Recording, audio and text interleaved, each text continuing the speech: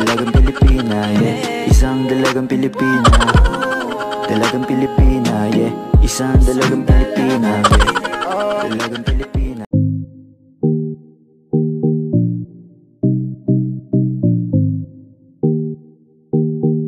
I love it. I love it. Hello techies! Good day! So for today's video, gagawa ko ng vlogging and gagamitin ko si Redmi Note 7. Tatry natin kung paano siya mag-work on vlog. And since tinatamad akong mag-go out, so yung gagawin na lang natin is magluluto.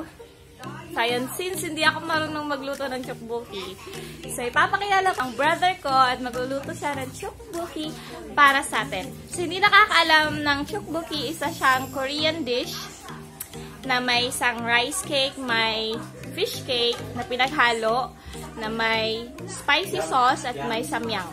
So panonoorin natin kung paano lutuin, so you guys can learn and we can also see how this Redmi Note 7 work. Kung maganda ba yung camera niya. Ayan. Ayan po siya. Ito po yung kuya ko. Ayan. Kakauwi niya lang galing sa closet. Parang po siya karabo. So, ito po yung kitchen namin. So, sorry kung medyo magulo po siya. Meron po ko isang kuya din. Nandito din yung isang kuya ko. Ayan. Galing mama sa tanong. Ayan po yung isang kuya ko. Galing Malawi. Siya. Siya po ay galing Malawi. Ayan. Hi. Worth 210. Ito naman yung tteokbokki worth 250 pesos rice cake. So yun yung mga kailangan natin. And samyang noodle. Ayan. So magluto tayo later na. Okay, see you later. Kasi ito pala yung first ilalagay. Yung samyang noodles. So, kung pamilyar ka niya, nabibili niya sa Korean store. Okay? Nag-cost lang yan ng 80. Sa amin kasi dito 80 pesos yan eh. Hindi ko alam sa ibang Korean store. Ayan, yun yung mga sauce niya. Yan. Magsasala din po kami. Ayan, nakita niyo naman, diba? Mga fresh veggies. Ayun. So, pinapabukalan na po namin yung noodle kasi yun po daw pinakaunang gawin. Pabukalan yung noodle. Ito lang yung pinapabukalan siya. So, antayin na natin kung ilang oras siyang or ilang minuto siyang mabukal. And by the way guys, in fairness, maganda yung front camera talaga ng Redmi Note 7. Ito try natin yung rear camera niya mamaya.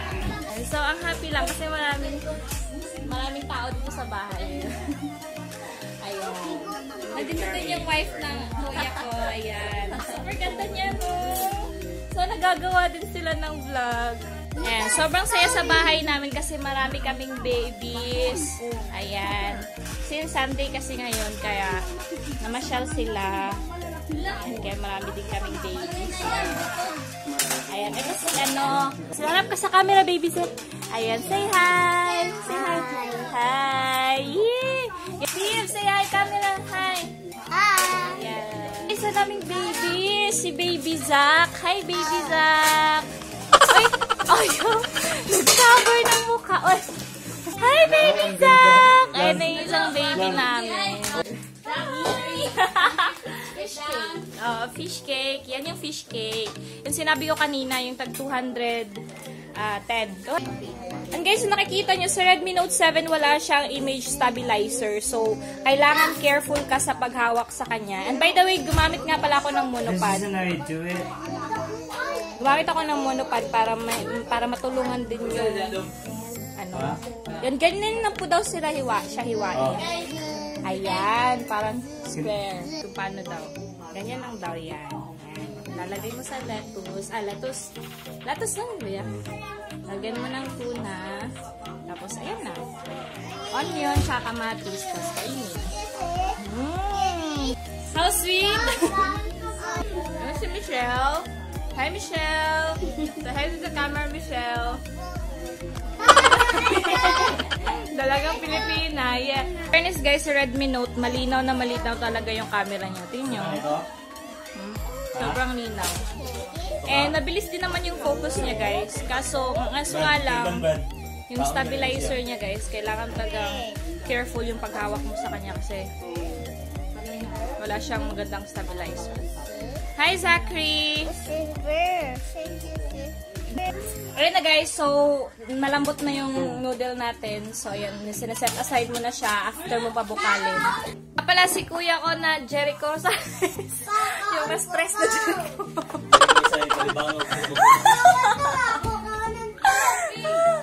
Kumakain po siya kasi vegetarian na po daw siya. Ayan. Di ba kamukha po niya si Jericho sa Lesotho? May angle. Ayan na po siya, guys. So, first, ang gagawin daw po, pasensya na po sa kawali na. Parang kawali ng witch. Tapos, lagyan ng, ano yan, kuya? Water daw. Ilang glass po? Kalahating baso daw. Ayan, kumuha siya ng Korean chili paste. Korean chili paste. Chili paste. Actually guys, yung Korean chili paste is worth 250 din yan sa Korean store. So, bahala na kayo kung gano'ng kadami lalagay nyo. Kung mas madami, mas mahang. Bahala daw kayo kung ano. Ayan, so nilagay na po na kuya ko yung rice cake.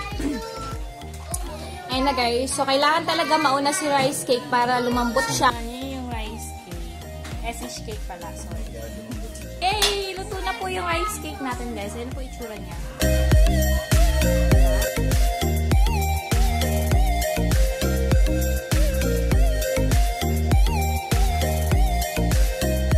Ayan, nag-add ulit si kuya ng Korean chili paste. Kasi napadami yung ano. Madami daw kasi yung Fish cake. fish cake. At mag-add ka ng half water. Glass of water. Ayan na guys, so nalalagyan na ulit ng chili paste ni kuya. Oh my god, napakaanghang na nito sobra. Tapos lalagyan daw po yan ng sugar later. Mga 3 tablespoon ba yun? Or teaspoon. Parang ganon. 3 teaspoon. Ito yung hantay nyo.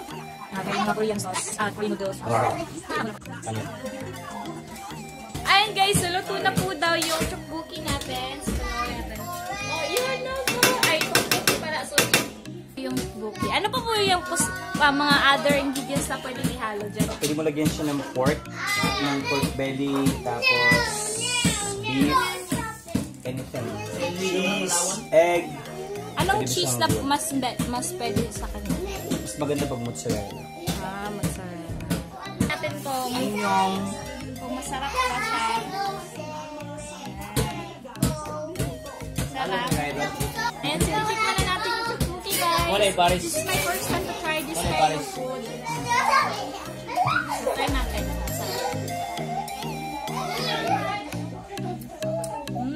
Spicy, sweet, spicy. Tapos may pagka-creamy siya kasi meron siyang isang yan na pink yung hinalo namin. Creamy kasi yun, may cheese flavor yun. So kaya yun parang may lasang cheese. Sarap!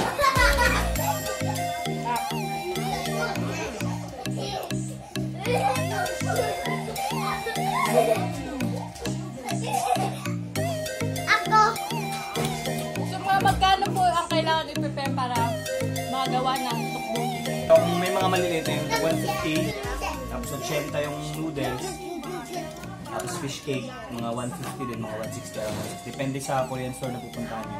So mga, kaya na po ba yung 600? Mas sobra na yun, ano na yun, malaki na yun. Yan.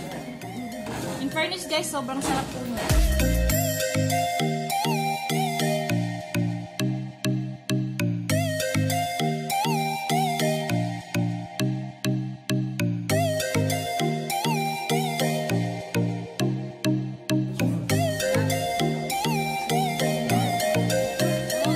Pwede pala yan ilagay sa lettuce guys. So pwede kahit anong experiment gusto mo. Yan. In fairness guys, sobrang pong sarap niya. Super. Yung fish cake, sobrang sarap. Alam mo yung lasa ng fish ball? Kung familiar kayo doon, magkalasa lang sila ng fish cake. Yun. Tapos sa rice cake naman, para siyang rice. Rice cake, para siyang ano, kumbaga, nakatikim kayo ng tikoy, parang gano'n. Parang tikoy daw, ganun. Masarap kainin pag mozzarella. Kaso wala kaming mozzarella kasi mahal. Ay!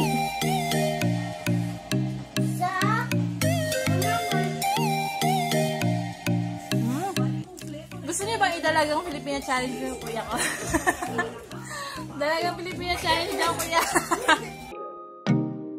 Baby, wag ka nang mag-alinlangan pa. Alam mo naman talaga na kailangan ka. Ang katulad mo ay matagal kong hinahanap at gusto ko makita, yeah. Gusto ko makita isang dalagang Pilipina, yeah. Dalagang Pilipina, yeah. Isang dalagang Pilipina. Dalagang Pilipina, yeah. Isang dalagang Pilipina. Wow, baby, nais kong nakita yung dalagitang Pilipina. Nakilala ko noon sa social media. Nakakaakit siya, kaya sa kanya na lang nagpadala. Para sa agos ng dagat pag nakahiga, huwag ka mag-aalala. Baby, mamimiss kita, malayo ka man sa aking tabi. Nagpaalam ng bibig sa bibig, pala kong hihintayin na muli mong pagbabalik. Dalawang buwan ng pagkalayo natin. Baby, wag ka nang mag-alinlangan pa. Alam mo naman talaga na kailangan ka. Okay guys, so pinagbigyan kayo ng kuya ko ha. Tsaka pinagbigyan na namin kayo kasi may nag-request na dalagang Pilipina daw ako. So yun, pinagbigyan ko na. Dali lang yun. Baby. So yun. So ano pa yung gusto niyo pagawa niyo sa amin or pagawa niyo sa akin? Comment below lang kayo. Hey guys, sana nag-enjoy kayo sa video vlog ko to using Redmi Note 7 and kayo nang bahalang humusga kung ano yung performance niya sa vlogging. Okay, so thank you so much guys for watching and see you till my next video. But by the way, don't forget to like this video, share to your friends, and subscribe to my YouTube channel. Ang ingay-ingay. Bye! Takpan mo na, bro! Naro, ba dari ang camera, no? Sorry.